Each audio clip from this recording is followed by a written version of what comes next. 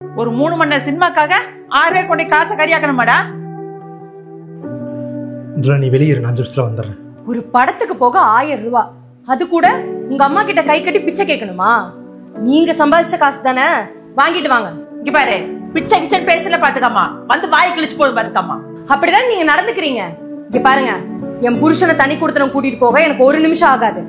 அதுக்கப்புறம் நீங்க தான் என்கிட்ட கை கட்டி காசு கேட்கற நிலைமை வந்துடும், பாத்துக்கோங்க. என்னடி சொன்ன?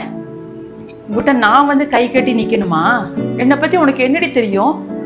இவனுக்கு 5 வயசா இருக்கும்போது இவங்க அப்பா என்னையும் அவனையும் விட்டுட்டு ஓடி போயிட்டாரு. அதுக்கப்புறம் ஒரு தனி ஆளா நின்னு அவனை கஷ்டப்பட்டு வளர்த்து படிக்க வச்சு ஒரு வேலைக்கு அனுப்பி ஒரு கல்யாணமும் பண்ணி வச்சிருக்கிறேன். இப்ப வரைக்கும் காசு விஷயத்துல அவங்ககிட்ட நான் ஏன் எப்படி நடந்துக்கிறேன் தெரியுமா? அப்பதான் காசோட அருமை அவனுக்கு தெரியும். அவன் கொண்டு வர காசெல்லாம் நானே தின்னு தீத்துட்டு இருக்கேன்னு நினைச்சிட்டு இருக்கீங்களா? அவன் சம்பாதிக்கிற காசுல இருந்து 1 ரூபாய் கூட நான் எனக்காக செலவு பண்ணதில்லை. அவன் கொண்டு வர காசெல்லாம் கொஞ்சம் கொஞ்சமா சேர்த்து வச்சு நகை சீட்டு போட்டு 10 பொன் நகை வாங்கி வச்சிருக்கேன்.